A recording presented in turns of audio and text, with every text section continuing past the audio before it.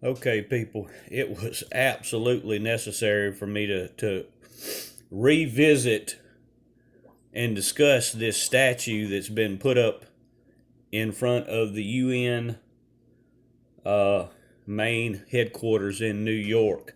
Because what I've just realized is all these false prophets and these so called ministers that believe they have discernment, but mostly these false prophets that are propagating the idea. And I found out who it was. It was one of these prophets that they really started spinning this narrative from. I forget his name. He's another one of these clowns that runs with Timothy Dixon and them. But he was the one that began propagating this idea that this was the beast from Revelation 13. This is what they believe, that this statue represents the beast from 13. And it also represents the beast from Daniel chapter 7. And that is so far from the truth. What I'm watching with this is the scripture, Hosea chapter 4, verse 6, come to life, which is that the people will be destroyed for lack of knowledge because they're busy listening to these idiots, these false prophets who have absolutely no discernment of the word. They don't even know the scripture, that they would be too busy listening to these clowns and not knowing the truth of scripture. And this is just unbelievable. This is that great falling away that we're seeing, that people themselves won't go to the Bible and read it, what it says. So the beast, the lion with the wings like an eagle from Daniel chapter 7 is not, let me make that clear, is not the same beast in Revelation chapter 13. It is not. You take those two beasts and compare them, and you'll see that it is not the same beast. Now, the confusion is because the very next beast spoken of in Daniel chapter 7 is a bear. And this is where they're getting so confused. This is how pitiful their discernment is, that they're confusing these two beasts. So the beast, the only beast that relates from Daniel chapter 7 to Revelation 13 is the last beast. The last beast in Revelation chapter 7. And let me elaborate so that there's no more confusion. The four beasts, because they're saying this is the image. There's no image. There's no image from Daniel 7, chapter 7. It's no image of the beast. That's from Revelation 13. And that's what they're saying. This is the image of the beast. This is not the image of the beast. So the beasts that are spoken of in Daniel chapter 7 are kingdoms. These are kings and kingdoms that will come, and actually some have already came and gone and have been identified. These kingdoms have been identified, people. Some of these have already been recognized, well recognized. And I can't go too deep. It would take me hours to give you a long history lesson on how some of these have already been identified. We're in the last beast from Daniel 7. So three would fall if you read Daniel 7. Three of these beasts would fall. Three of them, these kingdoms, kings and kingdoms would, fall. And then there would be the fourth beast. And now that's the beast that has a relationship to the one in Revelation 13. And the beast that they're trying to compare it to, the only beast that they can try to compare this to, is the one in Daniel chapter 7. This is the only comparison, because the one in 13 does not have wings. The one in Revelation does not have wings. So this cannot be that beast. This cannot be that image. But they're trying to confuse the two. See that these false prophets have so little discernment that they're confusing the two. So and I'm going to briefly cover what this beast represented, just to give you some hindsight.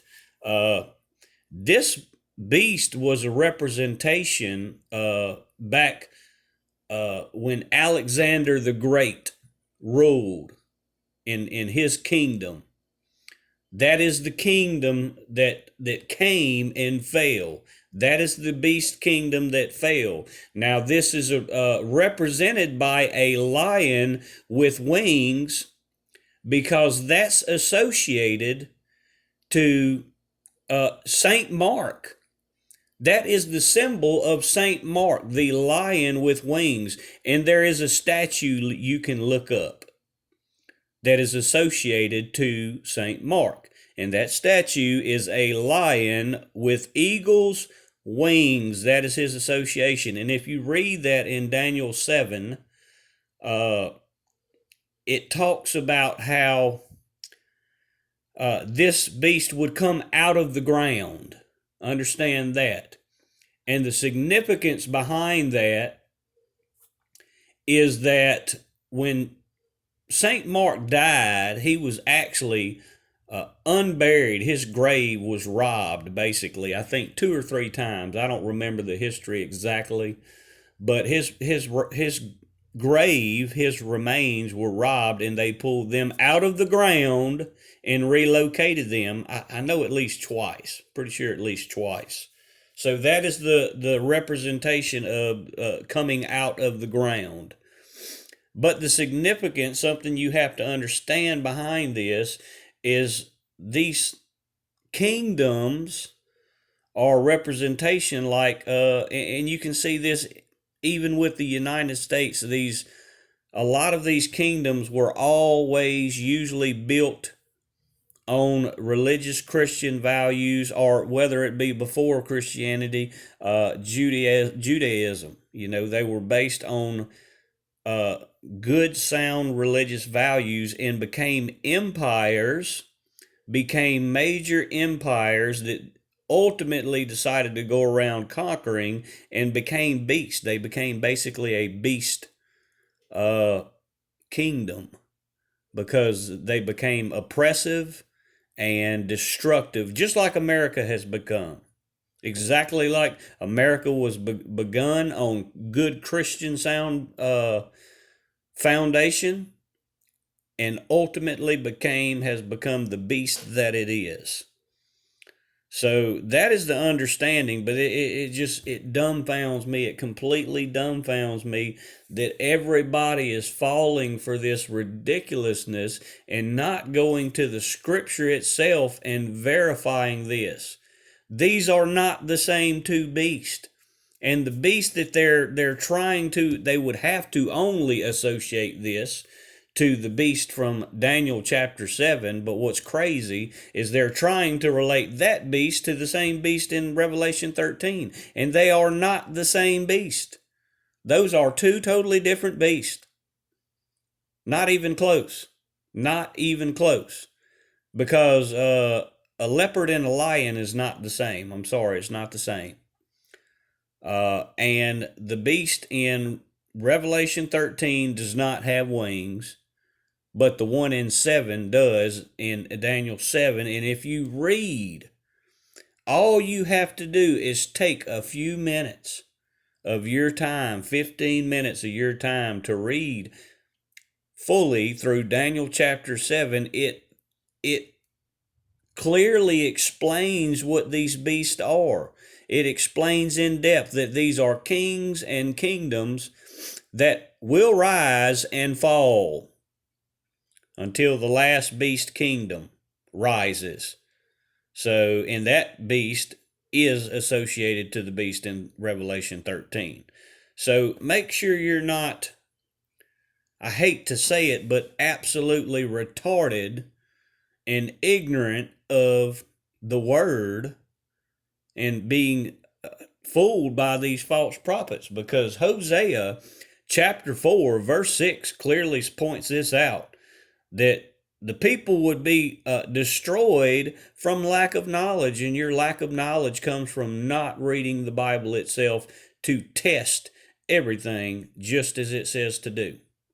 So make sure everybody is aware of what these clowns, how little these clowns know, and the misinformation that they are propagating.